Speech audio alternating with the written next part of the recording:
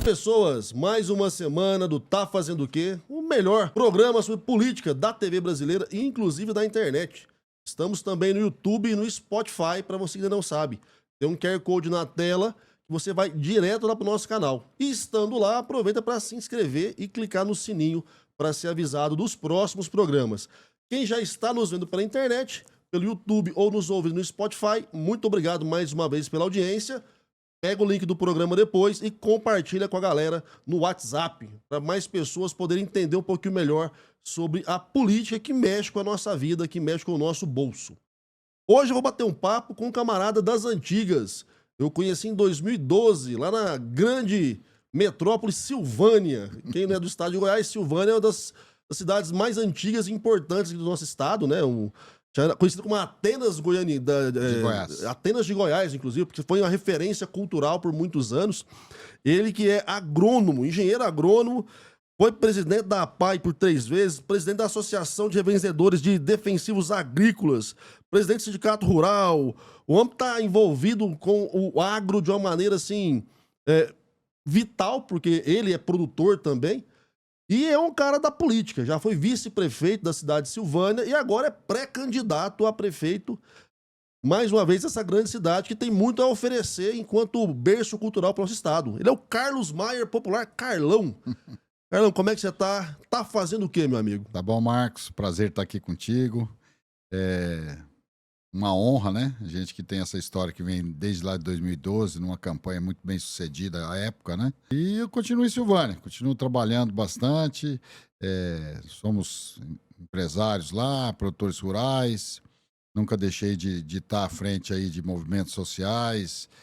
Como você disse aí, a APAI. Hoje também sou vice-presidente da Federação das APAIs do Estado de Goiás, com muito orgulho, onde a gente tem a responsabilidade de estar zelando por 52 APAIs, né? Juntamente com o doutor Albanir, que me convidou, né? Então, é um desafio também. Estou lá no Sindicato Rural de Silvânia. Ontem mesmo, dia 22, a gente teve o Campo Saúde lá. Então, a gente sempre está buscando interferir positivamente na vida das pessoas. E esse é o objetivo, né, da gente também estar colocando o nome mais uma vez perante a sociedade para poder concorrer, né, se Deus assim quiser, hoje como pré-candidato, mas chegar lá em outubro poder estar com o nome na urna.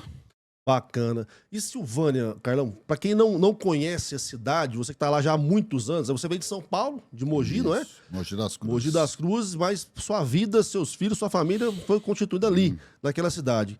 Fala sobre Silvânia pra gente, pra quem não conhece ali a linha da Estrada de Ferro.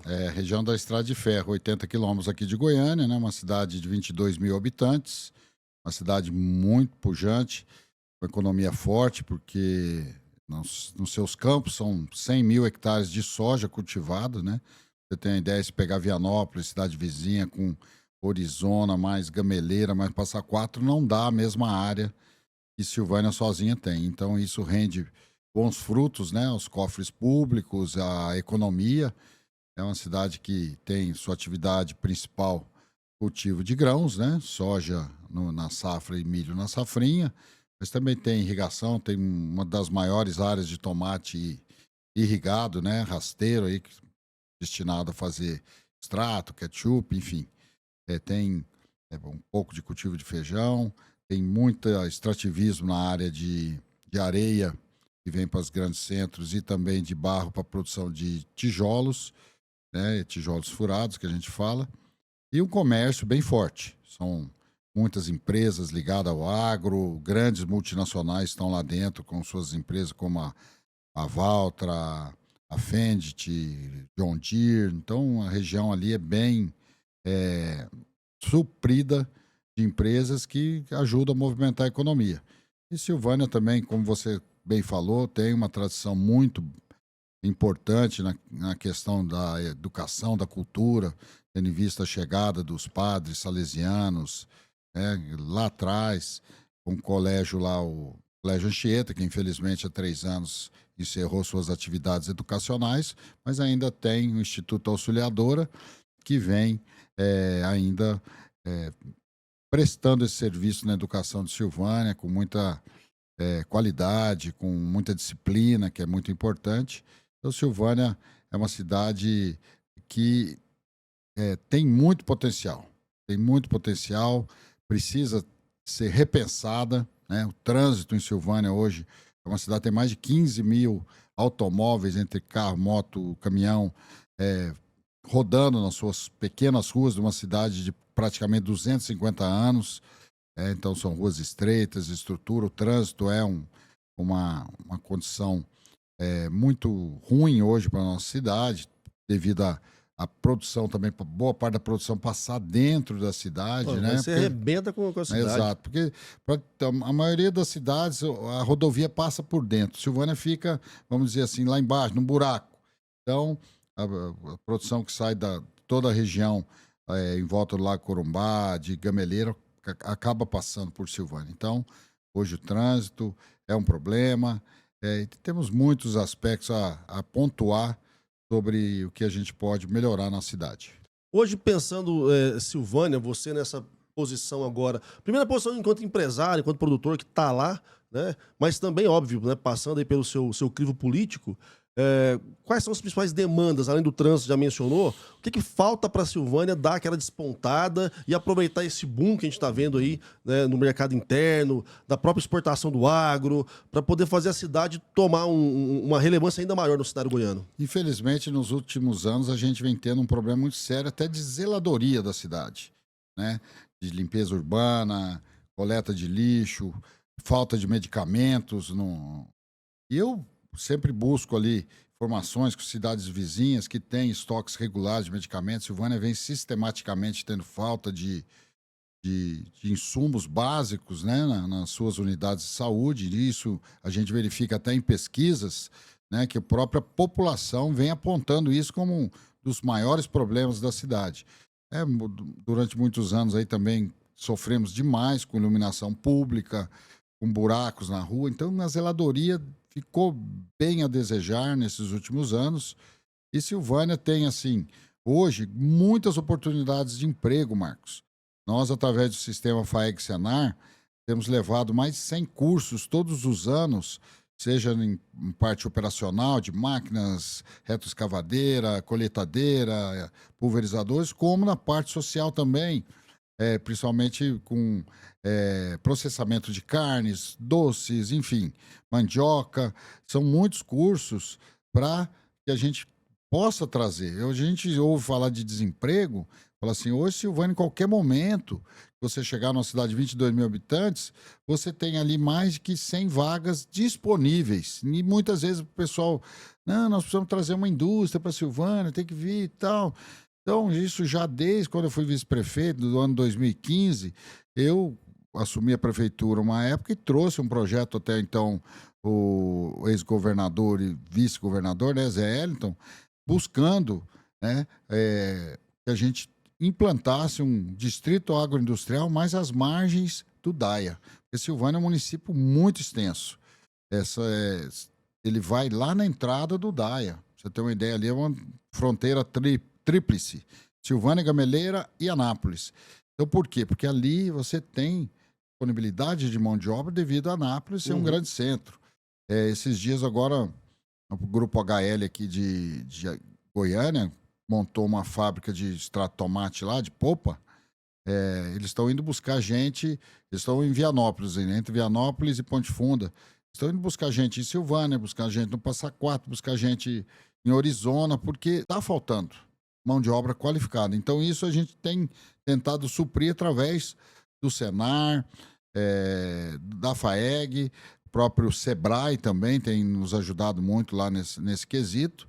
Mas, inclusive, a gente fez uma feira ano passado, a primeira Agro-Sudeste, lá no Ginásio Anchieta, aquela instituição centenária. A gente pontuava muito isso, porque não é só para o agro, não é só o operador de uniporte, de colheitadeira, é para o comércio, é para a pequena indústria que lá em Silvânia tem, é para o pessoal que mexe com lanternagem de carros, todo mundo precisando de gente. Então, o desemprego, vamos dizer... E acho que essa é uma linha que vários municípios têm apresentado, viu, Marcos? Tem muita gente, muita vaga no interior para que as pessoas possam, buscar um trabalho digno e bem remunerado. Nosso estado ele está num bom momento, né? A economia está num bom momento, tanto que isso tem repercutido até nacionalmente com relação ao governo do Caiado, e tem dado essas oportunidades para que outras pessoas venham para Goiás também para se fixarem aqui e aproveitar, né, dessa disponibilidade de mão de obra e ter formação também.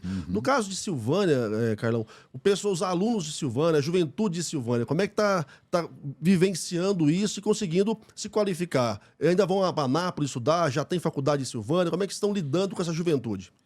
Nós tivemos um passo atrás aí que praticamente a UEG ela está com um curso só, não fez vestibular esse ano, então a gente vem. Isso já vem lá do meu berço, sabe, Marcos? Minha mãe, desde que eu era pequeno, a minha cidade é uma cidade industrial, todo mundo tem que ter pelo menos um curso técnico. E lá era o Senai que tinha por causa das indústrias, né? Eu mesmo, antes de me formar em engenheiro agrônomo, sou técnico em química.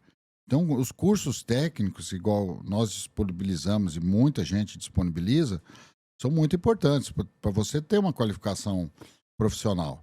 E muitas vezes os jovens não estão enxergando isso, estão preferindo ir a Anápolis, que são as faculdades que estão disponíveis ali em raio de 70 quilômetros. Acaba que tem uma parceria ali com o município que leva esses alunos e trazem, mas muitos desses estão aproveitando para fazer o curso de agronomia. O curso de agronomia noturna, por exemplo, minha empresa, nós temos lá de 10 agrônomos, praticamente todos formados dessa maneira ali, indo a Anápolis, e como eles estudam à noite, eles aproveitam e já durante o dia começam suas atividades de trabalho lá conosco, como estagiário, começa como tratador de sementes, depois balconista, e vai se formando, vai se preparando até se formar e já está bem adiantado. Muito diferente de quando eu vim em 1989, me formei na Universidade de Taubaté, não tinha conhecimento nenhum sobre soja, vim aqui pedir oportunidade, foi me dada, tive grandes professores ali do dia a dia, companheiros que me ajudaram muito, e depois a gente vai adentrando a agronomia, vai aprendendo cada vez mais, e isso é importante. Agora, muitos cursos, como direito, administração, acredito que é o único que continua lá na UEG, em Silvânia, já é mais difícil. Muita gente quer prestar concurso e acaba ali não tendo tantas oportunidades na cidade em si. Tem o diploma, mas não tem aquela oportunidade. Mas a gente vem buscando, através mesmo do Sebrae, como eu falei da AgroSudeste, esses dias nós estivemos com o pessoal do Sebrae, e a minha intenção e a minha orientação é que a gente possa fazer cursos de empreendedorismo, desde o segundo grau, do segundo ano ali, terceiro ano, até mesmo antes, a gente pode e vai fazer isso, trazer esses jovens para que a gente possa abrir um pouco mais a mente deles, né? Eu acho que deveria ser, né, tanto a parte de administração como de empreendedorismo, fazer parte da grade curricular, né? Porque você atalha muitos caminhos. Eu lembro quando eu comecei minha vida empresarial, eu levei muitos tombos por falta de maior preparo. Hoje, com redes sociais, com cursos EAD, com muita opção que você tem de fazer esse tipo de acrescer isso no seu currículo, eu acho muito importante. A gente tem que abrir. O brasileiro por si só é empreendedor, mas são muitas limitantes nesse país extremamente burocratizado, né, Marcos? E tem que se qualificar. Se não se qualificar, faz trem errado. Gente, vamos fazer um rápido intervalo aqui na PUC TV, rápido mesmo, no YouTube. Já sabe, piscou, voltou. Vamos continuar o papo aqui com o Carlos Maier, o Carlão lá de Silvânia. Olá, pessoas. Estamos de volta com o Tá Fazendo o Quê dessa semana. Hoje conversando com o pré-candidato a prefeito lá de Silvânia, o Carlos Maier. E antes de voltar ao nosso assunto, quero lembrar você que quer anunciar aqui no Tá Fazendo o Quê. Telefone aqui na tela, fala com o Elias, que é o nosso diretor comercial. Traz a sua marca, vem anunciar com a gente. O programa está com uma excelente audiência, principalmente no entorno de Goiânia, em Goiânia e Aparecida, obviamente também, mas te dá a oportunidade de conversar com um público extremamente selecionado e qualificado. É o pessoal que está ali, preocupado com o dia a dia, preocupado com a política que mexe com a nossa vida. Bora falar com esse povo, fala com o Elias e anuncia com a gente aqui do Tá Fazendo o Quê. Carlão, vamos lá. Você falou sobre as suas percepções em relação à Silvânia, né, o seu desejo aí enquanto ator político do processo, mas pensando no contexto, como é que você está vendo o estado de Goiás? Como é que está a sua relação com o Caiado? Você está no União Brasil hoje? Exato. Como é que está a sua relação? O Caiado já está botando a mão ali, falando assim, não, esse rapaz aqui vai ser meu candidato. Como é que está essa história? Exatamente. Eu participei da última eleição, pleito, fiquei em segundo colocado, com 6% a menos que o prefeito atual. Já participei pelo Democratas, com a bênção aí do nosso governador, do nosso competente governador. E nisso a gente foi cada vez mais estreitando os laços, né? Pois eu acompanho o Caiado já há muito tempo. E Você hoje, na China com ele, inclusive, né? sim, inclusive, nós tivemos a oportunidade de fazer essa visita em novembro, junto com a missão oficial, né, a missão empresarial, e eu fui através aí do sistema FAEG-Senar, representando nossa instituição, e estive muito próximo do governador, o presidente da Assembleia. Tive um relacionamento que eu achei muito importante com o prefeito Dione de Itumbiara, que foi o grande contemplado, né? Itumbiara foi contemplada com duas grandes indústrias, empresas que lá chegaram, Paulo do Vale também, a prefeita Vanusa Valadares, lá de Porangatu. Tivemos altos papos lá, e isso foi muito importante para a gente ter, né, essa aproximação, conhecimento, agregar mais em tudo que a gente já pensa, né? Que são gestores de alta competência. Esses três aí que eu falei estão muito bem avaliados e fazendo um trabalho fantástico, juntamente ainda com o apoio do nosso governador, que me cedeu novamente a sigla. Hoje eu sou o presidente do nosso diretório lá, sou pré-candidato pela União Brasil, juntamente com o MDB do nosso amigo vice-governador Daniel Vilela também, já estamos juntos lá, e estamos agregando aí mais 2 ou 3 partidos para fazer a composição da chapa, principalmente de vereadores, que vem um quadro muito bom também. Mas esse relacionamento aí com o governo nos ajuda em vários aspectos, né? Trazer benefícios através do nosso sindicato, através das nossas associações que ali estão. É um governo que trouxe segurança para nós no campo. A patrulha rural é um momento muito especial da segurança no campo. O produtor, ela está vinculada ao Sindicato Rural, a patrulha rural. É o maior batalhão da Polícia Militar do Estado. Eles estão lá no nosso dia a dia. A segurança também na cidade hoje é fantástica. A gente vivia momentos de pânico há alguns anos atrás, e toda semana algum amigo era roubado, sua caminhonete. Em Silvânia mesmo, esse novo cangaço, fizeram lá, mataram um estudante de agronomia numa ação lá. Então isso acabou, graças a Deus, e o trabalho do nosso governador e das suas forças de segurança. A segurança melhorou demais, como também a saúde, a educação. Então, só para você ter uma ideia, a última pesquisa que eu fiz, a aprovação do governador chegou a 91% em Silvânia. Aprova ou desaprova? 91% aprovando. Então, isso é reflexo desse trabalho, do foco que acaba que toda a sua estrutura governamental tem, como na educação também, lá com a nossa subsecretária, a Luciana Tavares, que por várias vezes também a secretária, né, Fátima Gavioli, já esteve lá. Então, esse momento é muito bom, e eu tenho muita satisfação, um orgulho muito grande de estar ao lado de um homem, de um gestor que está sendo reconhecido nacionalmente pela sua lisura, pelo seu foco, né? É um exemplo para todos nós, sem dúvida. Pode até não gostar, uns podem falar, Caiado é isso, não gosta do cabelo dele, alguma coisa, mas sem dúvida ele vem transformando a história do estado de Goiás. E você acredita nessa possibilidade da presidência? A pessoa, um presidente goiano? Seria ótimo, né? Acho que, vamos dizer assim, ele pleiteou isso em 1989, o ano que eu mudei para cá, né? Ainda jovem, pela UDR, e ele sempre continuou, né? Persistente, com suas opiniões fortes, e ele chegou já com uma popularidade, como eu falo, e isso está extrapolando as barreiras aí do estado de Goiás. Eu acho, Marcos, e eu comentava muito isso na eleição, você tem que ter, e mesmo penso isso para minha pré-candidatura, você tem que ter alguém, né, como vice que agregue. né? Eu via muita candidatura do Bolsonaro falar com um general, fala quantos votos o general traz para ele, né? Para mim, eu falava assim, o vice dele tem que ser o ACM Neto, cara do Nordeste, onde vai abrir, e realmente o Nordeste decidiu a eleição. Parece que o pessoal não entende muito bem, né? Qual é a real função do vice na chapa, né? Porque ele quer compor, não é só botar o nome lá, não. Não, tem que compor, tem que trazer. Não adianta eu, como pré-candidato, trazer o produtor rural, né? Tem que procurar pessoas que representam demais segmentos, até mesmo do outro sexo feminino, que conseguem ampliar a sua visão estratégica, abrir seus horizontes para você governar com justiça para todos. Então, eu acho que muito disso, da viabilização do Caiado, vai passar por um vice que agregue para ele. Eu sempre falo, eu tenho visto o nome da Michele Bolsonaro.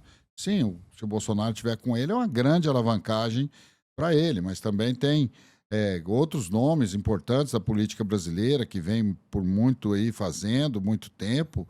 Então, eu acredito que ele vai para cima, vai ser candidato. Eu acho que passa por muita negociação entre os partidos aí, se ele vai para o PL, vai ficar no União Brasil. A gente sabe que depois dessa União Brasil foi a junção do PSL, né, com Democratas.